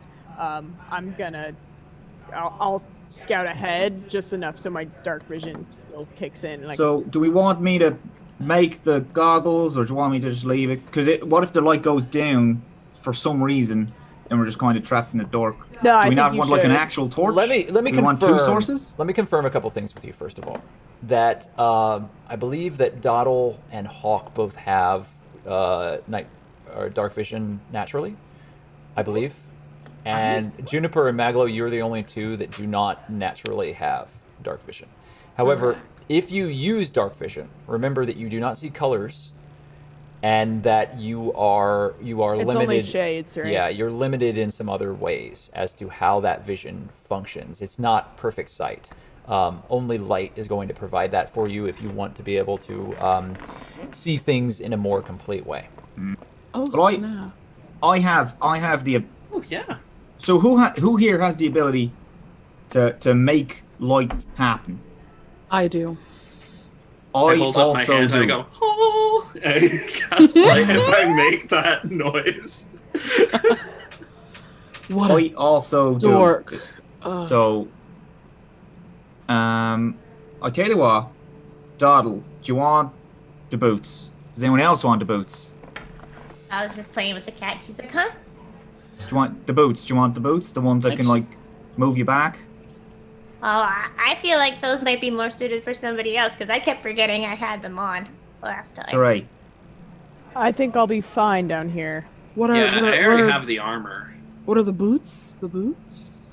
They, if you find yourself in like a sticky situation, you want to get out quick, you like teleport you like about 15 feet. Oh It wait. just like rewinds where your step, Ah. just a tad, and I can make them. I just need to know what I'm making today. If you want it, you can have it. Sure, Oh, Matt. I'll take the boots. Alright, there you go. Just Great. thank Busby, obviously you, bud. Hawk, do you want the armor, or I can make someone? I can make your shield stronger as well. Either one or the other. I can't make your shield and make Hawk your armor better. I can only do one. The armor's been a huge help so far for me, but Right. June, if you need, No, I'd rather no one touch the shield. that's fair. Yeah, let's give it Fine. to. You know, Um, I can. Mag chucks Hawk a small, like, metal circle that he puts on, and it makes a little like buffer. No offense, I just don't want mechanics on my. Like That's Iron good. Man? Actually, I can see in the dark. So Juniper, if you want, I can like use my spell to allow you to have light illuminating you if you want, or call. Oh, that's okay. June. Wait. Wait, Hawk, Yeah. is there a touch component to that? Yeah. Basically, I. Juniper, touched one I think it object. would be so helpful to you if you had some light on you because, we have dark vision, and I just think that it'll be really useful to you down the road. Oh yeah, no, I got it. It's fine. I I have can the cast ability it to on do you, that. or June unless just you can kinda- cast it. As you guys are like talking to each other, she just like takes her thorn whip and like casts light on it and then flips it. Oh, cool. Yeah, I think Perfect. I got You're good. this. Calder, do you need light? I can't see anything in here. Yeah. Sorry, here, Calder, Calder. stick with me, bud. We'll get you some. Like, don't worry about it. Here, Calder, pass me your hand real quick. You're not gonna do anything weird, are you? I mean, I'm gonna cast a spell that allows you to like. Yeah, but is it basically gonna be turn your weird? hand. Are you gonna do something weird? Well, Alder, I'm afraid you're going to have to no. get used to weird things in this group. I'm gonna All poke right, your hand with Fine. my finger. But Fine. that's about Here's it. my hand. Here's my hand. All right, I poke Calder's finger with my. I poke Calder's hand with my finger and I cast light on his Okay. hand. Yeah. So immediately, light starts illuminating. Is this gonna go away? Yeah. No, actually. Oh wait, I forgot. It's there until you die. Sorry, bud. Calder, he's It just kidding. be like that. Doesn't Yeah, mean- it'll go away in You're about an fine. hour. If it takes more than an hour, go see your local cleric. But other than that, I'm right here. All right. right there. Mags gets a vial, puts like a piece of glass over it. There's like this bioluminescent algae that he pulls out, and he crushes it up, and it glows really brightly. And he wraps it around his rifle, and also casts light, but in a torch sense. Yeah. Oh, you know what we should do while we're waiting? Hey, Dawdle, do you still have that Zorian marble I gave you? The, magic thing? Stone? Yeah, the arcane Yeah. focus I gave you. Yeah. You can try to identify it so you can know the actual effects of it. I was just like, oh, thank you. It's an avocado. All right. I didn't realize No, I had no, to that's- identify it. I just thought it would, it come up. All right, cool.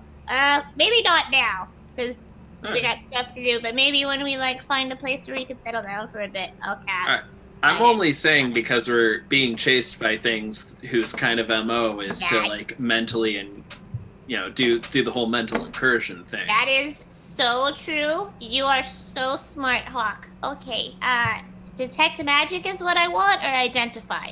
Identify. Identify? Identify is tied, I need a pearl worth at least 100 gold. Oh. We should have thought of that before this. Oh my. Do Why you are you have a here? pearl worth 100 gold? I mean, can we, zip up to the surface real quick? No. You know what? Don't. When we run into the things you need to cast this spell, we'll cross that bridge. Okay. It'll be a good Alright. luck charm in the meantime.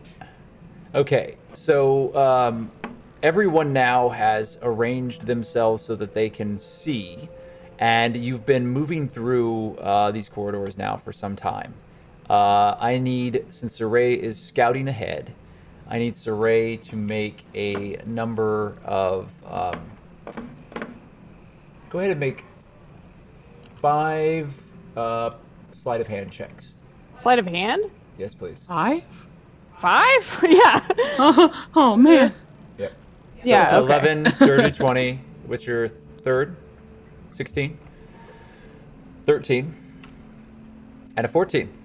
All good rolls. So you actually manage to the cat is leading you through all of these corridors. However, there are areas where there are overhangs and the ground is unstable, as if the stone floor were caving inward. And you manage to pick these spots out, and you guide your party across them, and no one causes any sort of cave-in or any sort of any sort of danger that they might have like slipped into a sinkhole or something like that. Because the cat doesn't seem to be concerned about any of that. The cat is just leading you through the corridors forward.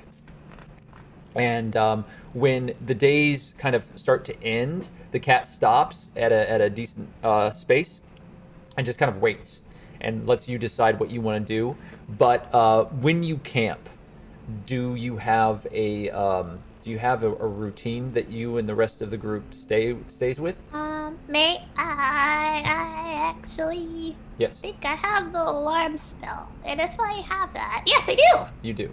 I'd like to take what is it I need for that? I'd like to take a little bell out of my pocket and tie it to the string, and then is there anything I can hang it over? Doesn't matter. There's just try it jagged out. rock and other things everywhere. You just have to place it somewhere, and it will trigger once you cast a spell upon it. Yeah, and then trace it around. Okay.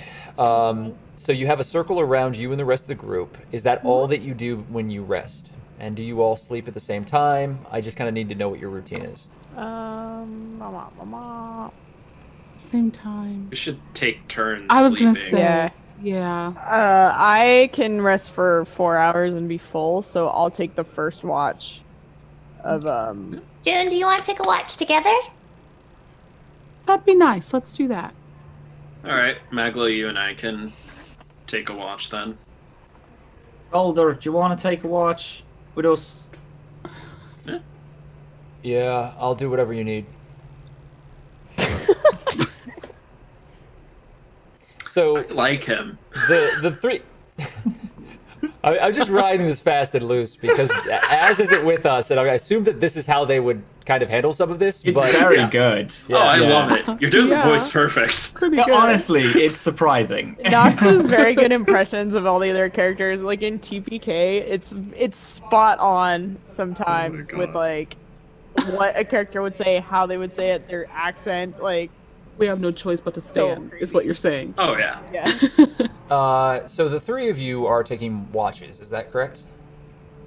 Yes. Well, the four with Calder. I think we're all taking a watch that's just enough so we get our minimum. Yeah. Yeah. What we've decided is our Yeah. minimum long rest. Okay, Doddle, this sense of dread continues with you. You are still under the short rest hindrance.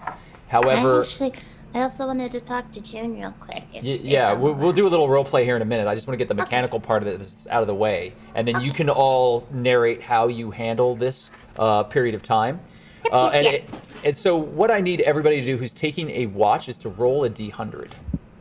Ooh, Oh. I don't know how to do that. They're in 78. they're in roll 20. 90. 90? Oh my god!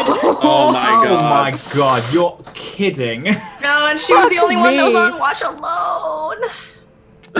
Oh! I got 3. God damn! Oh, Wait, how? How?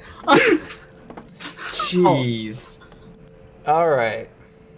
So everyone is asleep. Hawk, you are standing guard. Now, who were you? Did you have a partner in this period?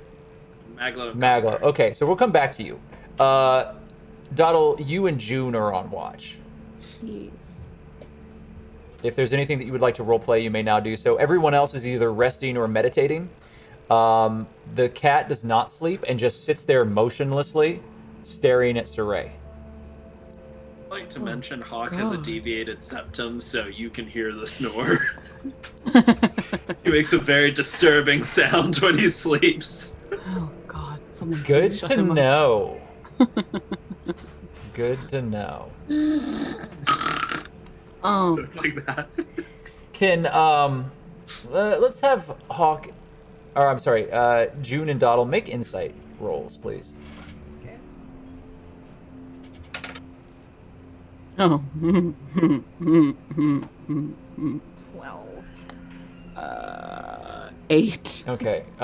Dottle, you really can't. Like, his snoring is reverberating off the walls.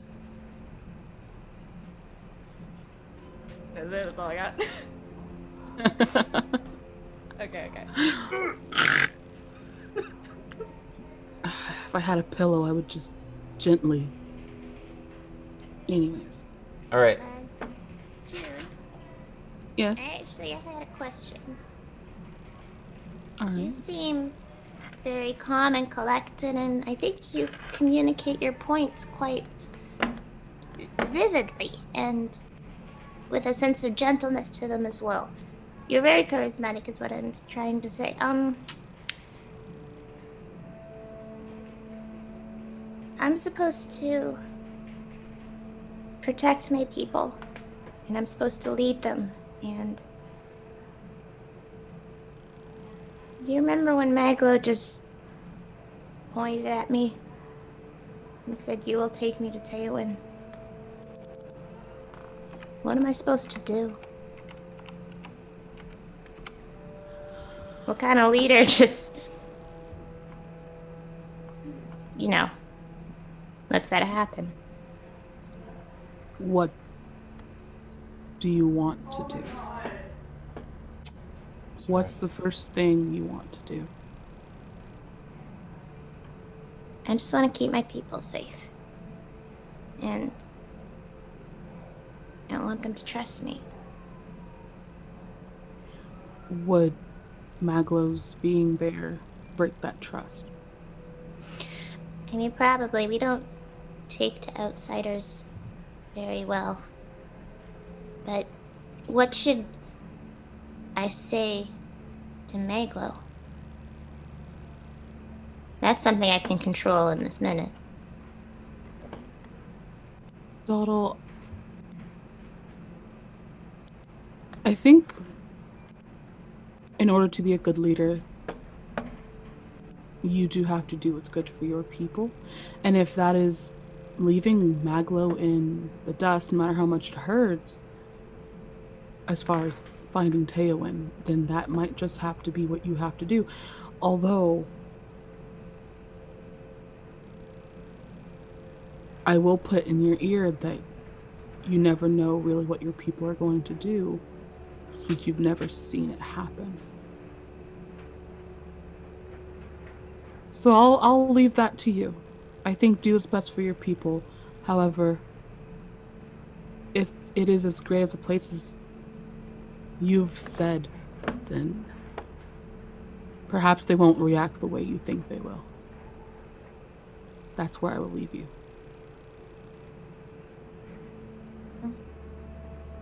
Okay.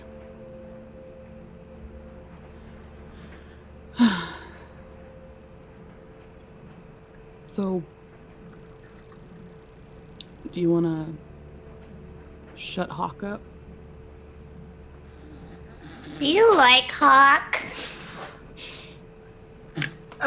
June just starts blushing so hard.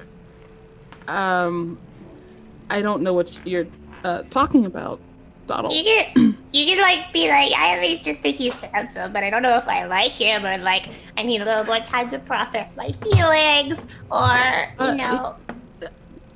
The demon is handsome, for sure. She just kind of chokes a little bit. But let's. Is it still our turn to watch? Should we wake up the next person? Okay. Good talk. Good talk. And yeah, they just go back into waiting for their turn to be over. All right. So the rest of your watch passes without incident, although the sound of Hawk's snoring continues to reverberate off of the walls. And in the far distance of this very serpentine crypt system, you hear the dripping of water in the distance, and a strange cold breeze from the outside seems to work its way down. You're not certain from where it comes from. In the chamber that you've chosen to camp in, it is a circular room, and it has a number of shattered stone encasements within it, and there are the remains of long dead citizenry of Waterdeep within it. These are very old crypts, and although you have been within a crypt for the past few weeks under the shelter and the sanctuary of the Gravesmaster, this place is even older, and there is a definite sense of sanctity and rest here. And it is very easy to find yourself isolated, and even though you're in a group, lost. The sounds of the world above are completely gone, and all you have are the sounds that your party is making as they rest, and that cold breeze that seems to be tracking its way through some of these passages. The guard shift switches, and Hawk, you and Maglo begin your shift as Dottle and June find their rest. Dottle, you do find that you are staring at the ceiling most of your rest, as you are unable to get all of these thoughts out of your head, and the general discomfort of the place around you haunts you. Who did we wake up to take the next shift? Maglo and Hawk. May I speak to Maglo briefly? That's yeah, absolutely. You may within the course of the narrative, as to whether or not Maglo wishes to talk to you, that's up to him. Yeah, I'm gonna shake him awake and be like, Maglo! Maglo! Oh, hi. Maglo! My turn. Yeah, it's your turn. Maglo, may I express something, please? Sure. I don't appreciate the way that you spoke to me earlier. I thought it was quite demanding and disrespectful, and I would appreciate if you perhaps altered your tone when speaking to me in the future, please and thank you. What about you're taking me to town? Yes. But I would- you saying that back at Rosie's shop when you said you're never going to see it, that's fine. But me saying you're taking, that demand is bad. But your demand is okay.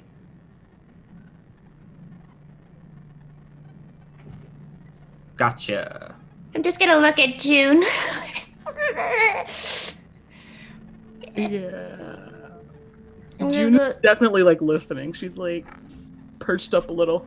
You hear this as well, Hawk, as you're kind of like rubbing the sleep out of your eyes. And Saray, you're meditating, so you also hear this. In fact, the only person who doesn't hear all this is Calder, who's fast asleep. Okay, alright. Don't take the magic command to Cool Island unless he says please. Oh, it's watch time. Come on. June, do you want to jump in on this, or? I'm just. All I will say is that it's not fair to demand to see someone's home. That's all I'm going to say. Unless, you prompt me to say more. But that's where I feel. That's what I feel. I feel like you shouldn't put Dottle in this situation. Why? We good? Oh, We let's done? go wash, buddy. Yep. All right. Ready. Let's do this. So can I, as Hawk is standing up, can June just kind of like kick him forward to like help him, Oh. just to help him up a little? Yeah, roll Yeah, damage. with her foot. With her foot. Kicking me. Yeah, no. Wait, you kick him. damage? No, I was kidding. I was like, oh, I was serious. I was serious.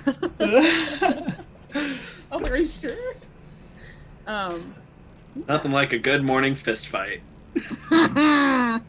You're unsure as to what time of day it actually is, but you think that maybe you're in the morning hours. Down here it's impossible to tell. So the two of you begin your watch, and the rest of you finally do make your way to sleep, although it might be somewhat fitful. And as Hawk and Maglo, the two of you kind of sit in this empty crypt, the sound or lack of sound is unsettling. There is a cold breeze that is blowing in from somewhere on the far surface that's tracked its way down. You have no doubt that you are quite a ways under the rest of the city.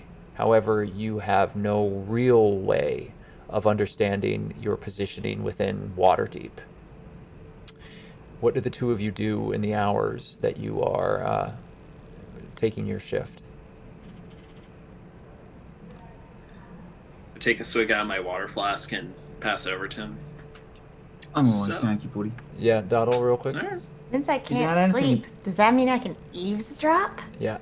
Ah, good. So, what did the Grave Master say to you? Convince Oh, you?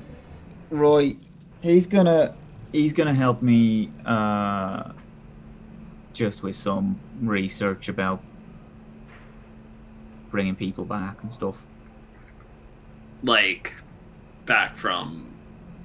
Yep. Shit. I didn't think that was something you were interested in. It's all I'm interested in. It's all this is all about. I Seriously? mean, not entirely. Yeah, a bit.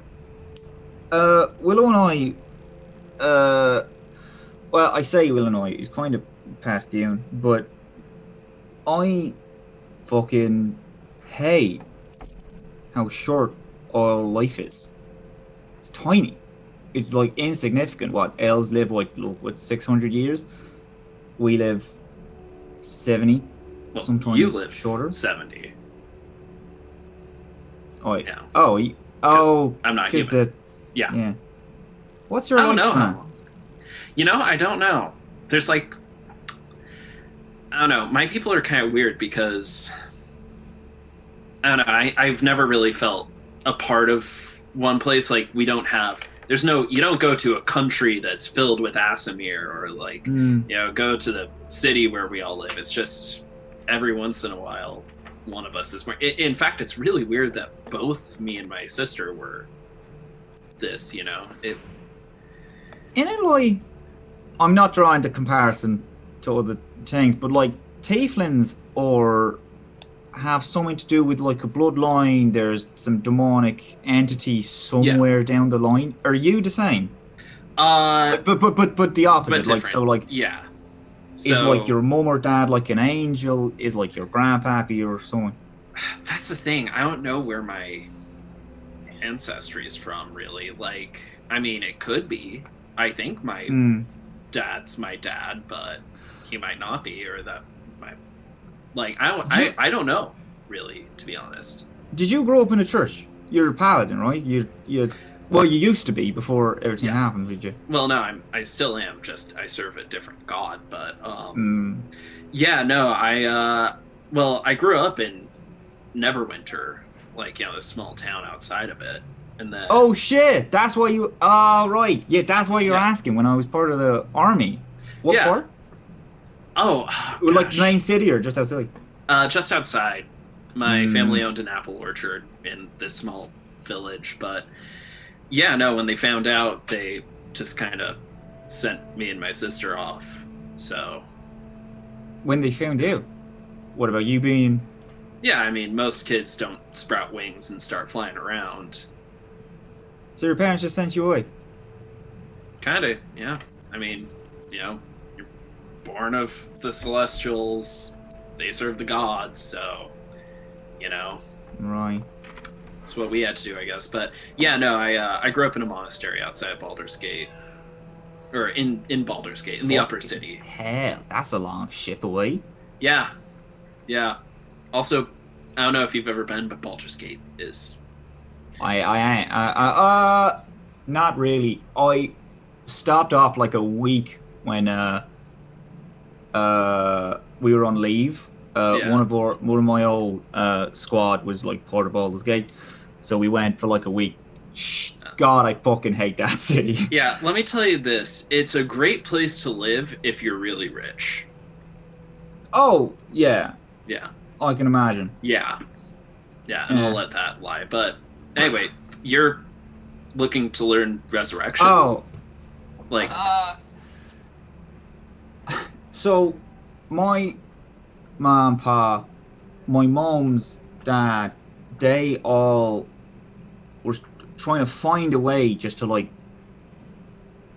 make life more. Mhm. It's like we don't.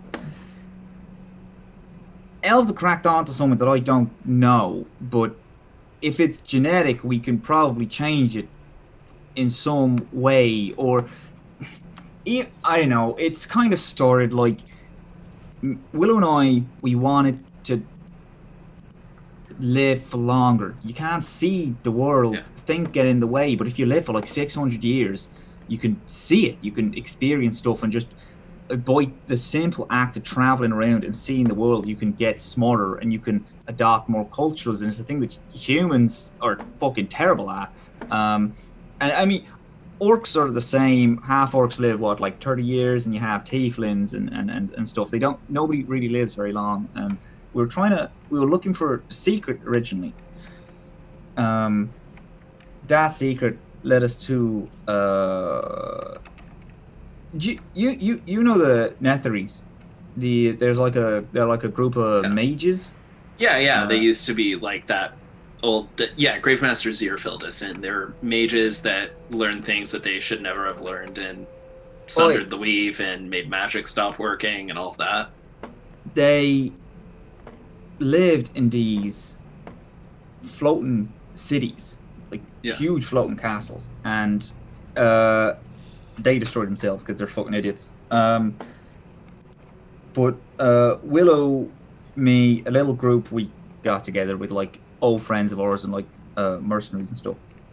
We went because we were trying to find not necessarily that book, but someone like it, some information on how to live longer, something to like that we can give to people so they have a choice on whether or not they want to like live or die, or I don't know. On that expedition, not all of us died. Willow did. I need you both to roll initiative.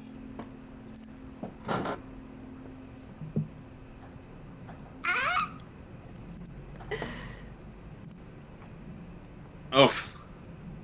Oh. Mm-hmm. Hawk with those threes. Fucking loving them. Don't matter if it's D20, D100. Gotta love those threes. All right. Damn. You both are caught unaware. Yeah. You. I'm sorry. You are still half awake. I'm gonna have you roll to disadvantage, but you go ahead and roll your initiative. 6 and 19. Yeah. So do you have a bonus to your initiative though? Sure you do. Oh, +3. So yeah, 9. 9. Okay. So you're gonna go on 9. So all three of you are caught unaware, as there is this soft shuffling noise in the corridor further down, away from the circular crypt area that you are staying within. Most of you have camped out into the back side of the wall on this side. You should be able to see the map now. You see at least 6 of these skeletal figures, and there is a 7th that is directly behind you in this this crypt here.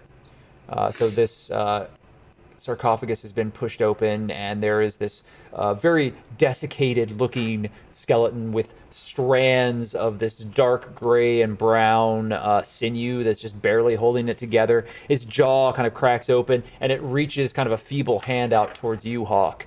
Another skeleton that's dressed in leather and cloth rags with still like just twisted sinew holding it together has pushed forward with a shield and a rusted broken sword and is directly upon you, Maglo. There are a number of others that are in this hallway to the side. Doddle, you are firmly aware that this is happening because as they push forward into Maglo's point of view, your alarm goes off. So you get that magical awareness that this is happening and that somebody's breached the perimeter.